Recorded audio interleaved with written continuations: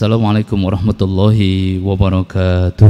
Hadirin jamaah salat zuhur Masjid Al-Falah yang dirahmati Allah Subhanahu wa taala. Bersyukur dan berbahagia kita atas nikmat karunia Allah yang tiada terhingga sampai dengan saat ini.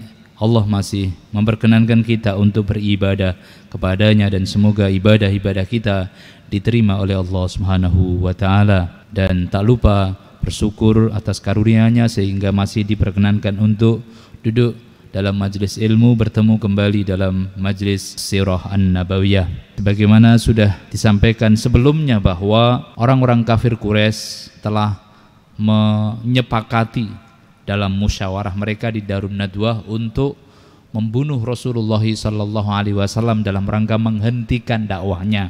Karenanya kemudian sebagaimana juga Rasulullah sudah menginformasikan kepada seluruh kaum muslimin untuk mulai berhijrah ke Madinah, Rasul sendiri menunggu perintah Allah. Pada saat perintah itu telah turun kepada Nabi SAW, beliau kemudian menyampaikan kepada Abu Bakar As-Siddiq bahwa Allah telah memerintahkan aku untuk berangkat hijrah ke Madinah.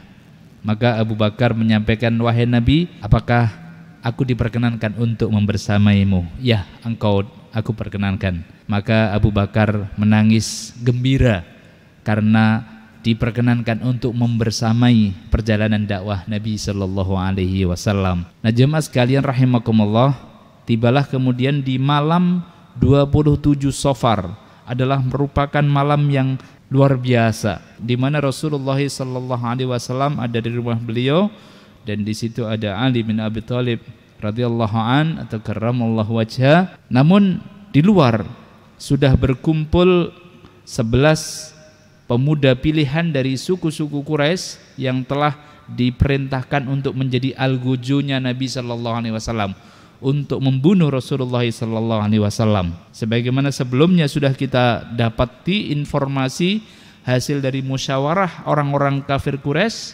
bersama dengan iblis yang menyerupai seorang tua yang sangat bijaksana memberikan nasihat hingga kemudian disepakati harus dibunuh Muhammad, tidak bisa dibiarkan begitu saja. Maka di malam 27 Safar itulah 11 pemuda pilihan yang ditugasi untuk menjadi algojo Rasulullah SAW telah siap di luar rumah beliau. Tentu kemudian menunggu waktu yang sangat tepat. Nah pada waktu itulah kemudian setelah di malam hari Rasulullah SAW atas perintah Allah Subhanahu wa taala segera keluar rumah dan beliau membaca surat yang sudah diturunkan kepada beliau, yakni surat Yasin, ayat yang pertama sampai yang ke-9. Wa ja'alna min baini aydihim saddaw wa min khalfihim saddaw fa aghshaynahum fahum la yubsirun. Ayat 1 sampai 9 itu dibaca oleh Nabi. Bersama itu Rasulullah membawa segenggam pasir dan kemudian di atas kepala 11 algojo itu ditaburi pasir oleh Nabi sallallahu alaihi wasallam. Bapak Ibu kalau mau nyoba bolehlah.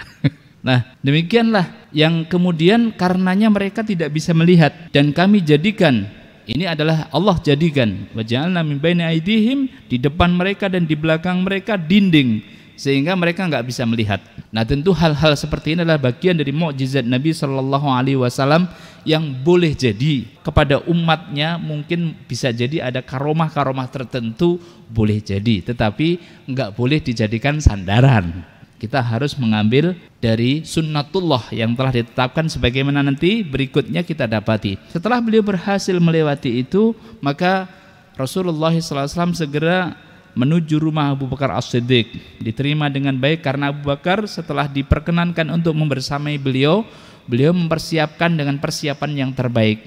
Beliau mempersiapkan 2 kuda terbaiknya, walaupun tentu beliau juga membawa unta beliau. Kemudian masuk lewat depan rumah Abu Bakar, keluarnya pun itu dari belakang rumahnya. Kenapa? Karena ini adalah perjalanan yang sangat menentukan masa depan dari dakwah Islam. Sebagaimana di malam 27 Safar itu adalah malam yang sangat menegangkan, yang menentukan apakah bagaimanakah masa depan dari dakwah Islam ini, berlanjut atau tidak. Karenanya keselamatan Rasulullah dan keberhasilan perjalanan hijrah Rasulullah SAW benar-benar dipersiapkan dengan persiapan yang terbaik oleh Abu Bakar As-Siddiq. Di samping beliau mempersiapkan 2 kuda terbaiknya, dan kemudian beliau mempersiapkan keluarganya untuk juga terlibat secara aktif kontributif terhadap keselamatan dan perjalanan hijrah Nabi Shallallahu Alaihi Wasallam tersebut. Maka telah tadi ditinggalkan rumah beliau, itu yang ditugasi oleh Nabi untuk tidur di tempat tidur beliau dengan selimut yang biasa beliau pakai, selimut hijau beliau itu adalah Ali bin Abi Thalib. Tugas Ali itu 2. Yang pertama tidur menggantikan posisi Nabi untuk mengecoh orang-orang kafir, para algojo yang sudah disiapkan tadi. Yang kedua, tugas berikutnya di samping Rasul menegaskan kepada Ali, mereka tidak akan melakukan sesuatu pun yang membahayakan kepadamu. Artinya ada jaminan dari Rasulullah bahwa tidak mungkin kemudian nanti dibunuh. Kenapa? Karena orang-orang kafir Quraisy itu sangat memegangi bahwa kalau ada pembunuhan itu pasti harus nanti ada balas dendam. Karenanya membunuhnya itu bareng, bersamaan. Jadi dibuka terlebih dahulu. Jadi selimutnya tadi dibuka, ternyata Ali bin Abi Thalib. Kaget mereka. Kemana temanmu? Karena memang Rasulullah tidak menyampaikan kepada Ali kemana. Maka Ali bin Abi Thalib mengatakan, saya tidak tahu. Dipaksa pun saya tidak tahu. Maka tentu kemudian Ali bin Abi Thalib bukan menjadi target mereka, dan karenanya mereka tidak membuat celaka Ali bin Abi Thalib. Sehingga tugas kedua yang diberikan oleh Nabi itu adalah Ali bin Abi Thalib nanti dipersilahkan untuk ditugasi untuk mengembalikan barang-barang titipan orang-orang kafir Quraisy. Para ahli sejarah menyebut inilah paradoknya orang-orang kafir Quraisy. Di satu sisi memusuhi agama, memusuhi Rasulullah SAW dan agama yang dibawa oleh beliau. Di sisi yang lain, beliau adalah orang yang paling terpercaya, sehingga kalau menitipkan barang-barang berharga, kalau sekarang mungkin nyimpen uang atau nyimpen barang-barang berharga, safety box-nya itu di rumah beliau hanya kepada Rasulullah, tempat terpercaya. Ya lucu juga sebenarnya, tapi itulah paradoknya. Sehingga Allah menyebutkan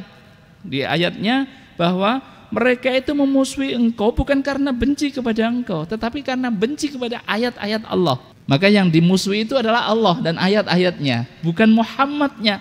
Muhammadnya sallallahu alaihi wasallam itu terpercaya, sehingga banyak sekali barang-barang titipan orang-orang kafir Quraisy itu di rumah Nabi sallallahu alaihi wasallam, sehingga Ali bin Abi Thalib butuh 3 hari untuk mengembalikan barang-barang titipan tersebut.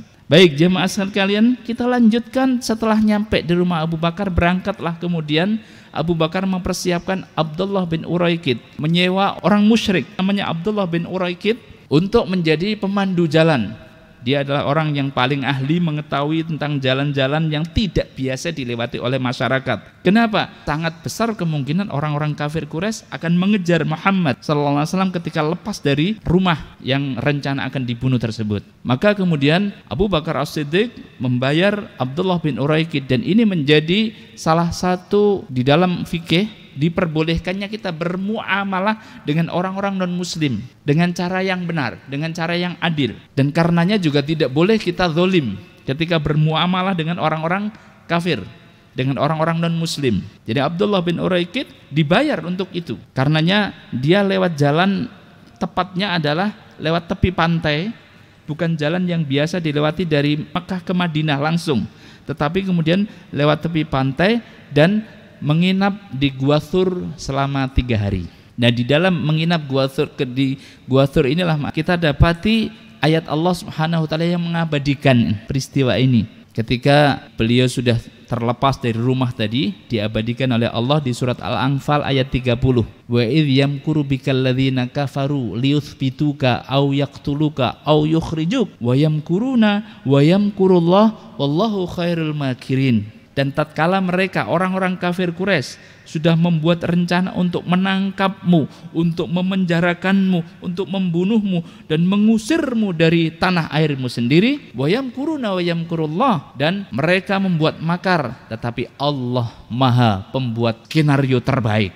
Wallahu khairul makirin, dan Allah lah pembuat skenario yang terbaik, sehingga makar-makar jahat mereka kemudian semuanya patah, sama sekali tidak bermanfaat dari apa yang mereka rencanakan, gagal total karena digagalkan oleh Allah Subhanahu wa taala. Ini penegasan ayat 30 dari surat Al-Anfal. Ketika sudah berangkat dari rumahnya Abu Bakar tadi, menginap di Gua Thur selama 3 hari. Di Gua Thur ini Allah SWT tunjukkan juga kebesarannya, yakni diabadikan oleh Allah di dalam surat At-Taubah ayat 40-nya. Illa tansuruhu, kalau kalian manusia tidak membela Muhammad sallallahu alaihi wasallam, tidak membela nabinya, faqad nasarahullah, maka Allah pasti akan menolongnya. Idhuma fil ghar, ketika ada 2 orang dalam Gua Thur tersebut, idh yaqulu li sahibihi la tahzan innallaha ma'ana, sampai akhir dari ayat 40 dari surat At-Taubah tersebut. Kisah yang kita dapatkan dalam perjalanan mulai dari rumah beliau sampai ke Gua Thur itu, Abu Bakar ini kadang di depan beliau, kadang di belakang beliau. Ditanya oleh Nabi, "Wahai Abu Bakar, kenapa engkau kadang di depanku, kadang di belakangku?" Saya ketika di depan ini saya selalu ingat bahwa mereka ya itu akan mengincarmu atau membuat makar yang tidak baik. Saya khawatir ada ancaman-ancaman dari depan, karenanya saya ke depan. Saya juga ke belakang. Kenapa? Saya dapat informasi bahwa ada pengejaran dari orang-orang kafir Quraisy, sehingga saya tidak ingin ada yang mencelakaimu dari belakang. Begitulah kata Abu Bakar As-Siddiq ketika ditanya Nabi sallallahu alaihi wasallam, sebagai wujud bahwa mengapa beliau Abu Bakar ini manusia terbaik kedua setelah Rasulullah sallallahu alaihi wasallam, karena perlindungan dan pertolongan yang beliau berikan dalam perjalanan hijrah yang luar biasa tersebut. Kemudian beliau menugaskan putra beliau Abdullah bin Abi Bakar. Beliau ditugasi oleh Abu Bakar untuk mendapatkan informasi dari orang-orang kafir Quraisy sepeninggal keberangkatan Nabi bersama dengan Abu Bakar. Akhirnya didapatkan informasi bahwa orang-orang kafir Quraisy ini membuat sayembara, siapapun yang bisa menangkap Muhammad hidup ataupun mati akan diberikan hadiah 100 ekor unta. 100 ekor unta, Pak. Berapa, Pak, kira-kira? Kalau unta sekarang berapa, Pak? Masya Allah, 50 juta bisa lebih ya, kali 100, tinggal ngitung sajalah. Maka banyak sekali mereka yang tertarik dengan sayembara ini. Karenanya kemudian Abdullah bin Abi Bakar ini terus menginformasikan perkembangan yang terjadi di antara orang di dalam rencana-rencana orang-orang kafir Quraisy. Kemudian ada pelayan Abu Bakar atau pembantunya Abu Bakar, Fuhairah. Beliau ditugasi untuk menggembalakan kambing. Dalam rangka apa? Menghapus jejak perjalanan unta dan kudanya Rasul bersama dengan Abu Bakar. Yang ketiga adalah Asma binti Abu Bakar, yang waktu itu hamil, istrinya Zubair bin Awam. Asma binti Abu Bakar ini bertugas untuk membawa makanan yang dibutuhkan untuk Rasulullah SAW bersama dengan Abu Bakar As-Siddiq. Pada waktu itu beliau hamil, di mana putra yang lahir itu adalah merupakan putra pertama ketika kaum muhajirin hijrah, yakni Abdullah bin Zubair. Dan karenanya membawa bekal makanan cukup banyak, akhirnya selendang beliau bagi 2, yang kemudian dikenal dengan Dzatun Niqatain, wanita yang memiliki 2 selendang yang mulia, yang dimaksudkan untuk bisa membawa bekal makanannya lebih pas dan enjoy, nyaman, serta sampai kepada tujuan. Hadirin jamaah sekalian rahimakumullah, 3 keluarga Abu Bakar ini yang terlibat secara aktif, kontributif dalam mengemban perjalanan hijrah, perencanaan manusiawi, dan secara sunnatullahnya dilakukan dengan baik, maka disempurnakan dengan pertolongan Allah Subhanahu wa taala yang luar biasa. Begitu masuk gua, Abu Bakar masuk terlebih dahulu. "Wahai Nabi, panjenengan jangan masuk dulu. Saya biar masuk untuk mengkondisikan semuanya, karena ada lubang-lubang ular dan sebagainya." Ditutup sudah ditutup. Setelah kemudian sudah selesai, maka kemudian diperkenankan, "Monggo Nabi, masuk." Begitu masuk, Allah Subhanahu wa taala perintahkan laba-laba untuk segera membuat rumahnya, rumah laba-laba. Biasanya kalau rumah laba-laba itu sudah lama nggak dibersihkan kan, baru kemudian ada rumah laba-laba. Tetapi inilah Allah perintahkan, walillahi junudus samawati wal ard, bagi Allah tentara langit dan bumi. Di antara tentara buminya adalah laba-laba. Laba-laba disuruh untuk membuat rumahnya di depan pintu gua tersebut, dan kemudian sarang burung dan bertelur di situ, yang kemudian diengkrami oleh orang kafir yang kemudian bisa nyampe di depan gua tersebut. Dan pada akhirnya begitu mau masuk, loh ini kok ada rumah laba-laba, yang kedua ada sarang burung. Tentu nggak mungkin, kalau orang baru masuk nggak mungkin ada. Akhirnya mereka berhenti ragu-ragu, mau masuk ragu-ragu, mau segera meninggalkan juga ragu-ragu. Pada waktu itulah kemudian Abu Bakar As-Siddiq, ini di pangkuan Abu Bakar As-Siddiq Rasulullah tertidur, dan pada saat beliau melihat kaki-kaki dari orang-orang kafir Quraisy yang mengejar itu beliau sangat khawatir kalau misalnya mereka ini melongok sedikit saja, bahkan melihat kaki mereka begini, maka akan terlihatlah Rasulullah dan Abu Bakar. Karena guanya Arab itu kan kecil-kecil, Pak. Kalau gua di Indonesia besar-besar, ya. Guanya Arab kecil-kecil, sehingga melongok sedikit itu akan terlihat. Nah, bersamaan dengan itu ternyata ada satu lubang yang masih lupa untuk ditutup oleh Abu Bakar, dan kemudian mau keluar ular. Maka ditutuplah dengan tangan Abu Bakar As-Siddiq. Pada saat ditutup dengan tangan itu, maka kemudian tangan beliau digigit ular. Dan kemudian karenanya tentu beliau nggak mungkin teriak kan, waduh, begitu nggak mungkin. Maka beliau tahan, karena menahan sakitnya digigit ular itu, akhirnya air mata beliau jatuh mengenai pipi mulia Rasulullah Sallallahu Alaihi Wasallam. Terbangunlah beliau dan kemudian menanyakan kepada Abu Bakar, ada apa Abu Bakar? Tentu Abu Bakar nggak mungkin ngomong saya digigit ular, wahai Nabi, enggak. Beliau nggak ngurus itu.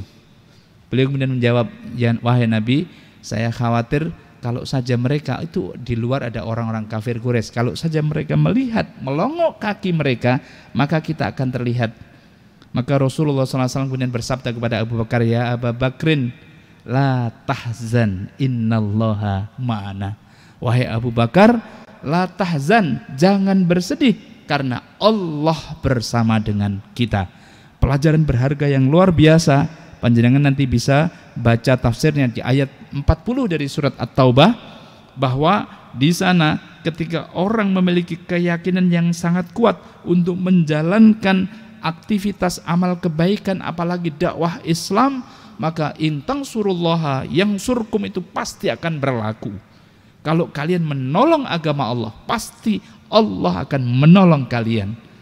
Dan ketenangan jiwa yang ada di dalam diri Rasulullah kemudian ditransfer juga kepada ketenangan jiwa kepada Abu Bakar As-Siddiq, dan dengan itulah maka kemudian Rasulullah bersama dengan Abu Bakar selamat. Hingga jamaah sekalian rahimakumullah, setelah kemudian 3 hari ada di Gua Thur tersebut, maka melanjutkan perjalanan dakwah. Dalam perjalanan dakwahnya ternyata masih ada juga orang yang masih ingin mendapatkan 100 ekor unta, yakni untuk mengejar Rasulullah. Siapa itu? Sangat terkenal, yakni Suraqah. Suraqah jemaah sekalian rahimakumullah kemudian mengejar Nabi Sallallahu Alaihi Wasallam. Tetapi begitu sudah dekat, maka kuda yang dipakai itu kemudian jatuh. Sekali jatuh, dia pun juga terguling-guling, masih bangkit lagi, kemudian kejar Nabi lagi.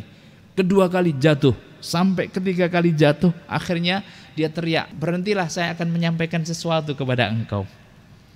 Rasulullah SAW menyampaikan kepada Abu Bakar dan Abdullah bin Uraikid, sang pemandunya tadi, itu disuruh untuk menuliskan apa yang ingin disampaikan. Setelah ingin disampaikan, ternyata Suraqah menyampaikan bahwa saya bawa harta, bawa emas dan sebagainya untukmu.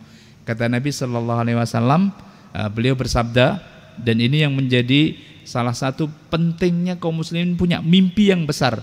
Pada saat kondisi yang sangat genting itu, ternyata justru Rasulullah menyebutkan kepada Suraqah bahwa bagaimana kalau engkau nanti dikalungkan kepadamu mutiara-mutiara yang sangat berharga dari Persia.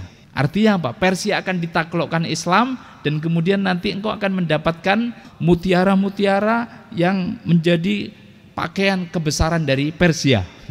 Artinya sampai demikian dalam kondisi yang terjepit seperti itu, justru nubuah Nabi itu mengajarkan untuk optimisme yang sangat tinggi.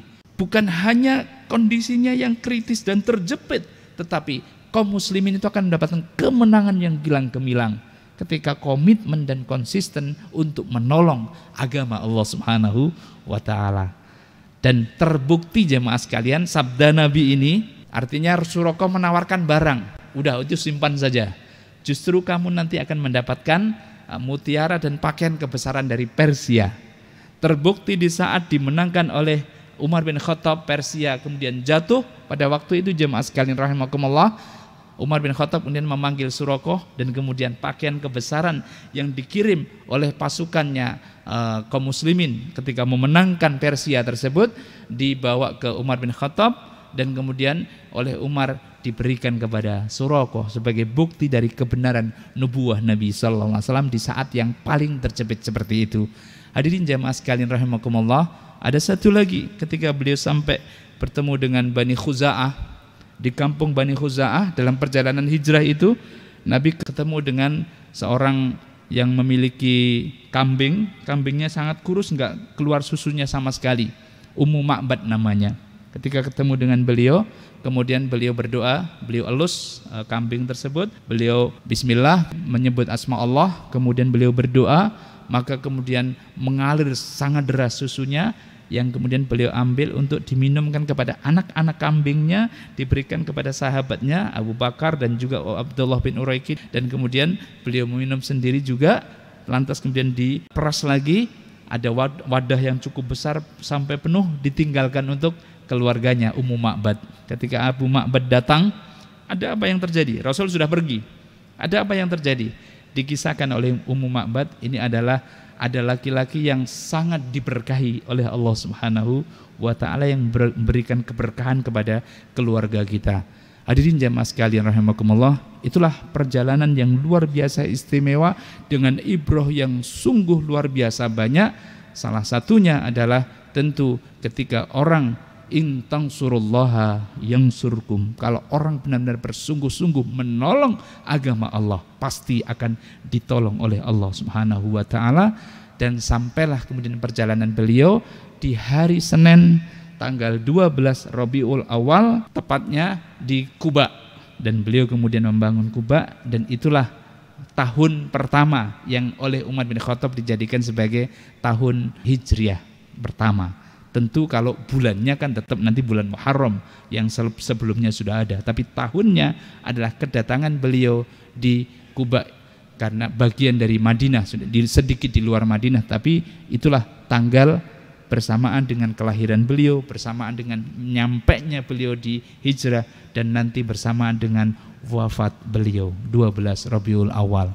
Demikian Bapak Ibu sekalian yang dirahmati Allah, itulah perjalanan persisnya ketika perintah hijrah telah diturunkan oleh Allah kepada Rasulnya dan manusia mulia yang bersamai beliau, Abu Bakar As-Siddiq bersama dengan keluarganya, serta peristiwa-peristiwa yang terjadi haruslah kemudian semoga menguatkan keyakinan kepada kita, intang surullaha yang surkum, siapapun yang menolong agama Allah, kalau kalian menolong agama Allah pasti Allah akan menolong kalian.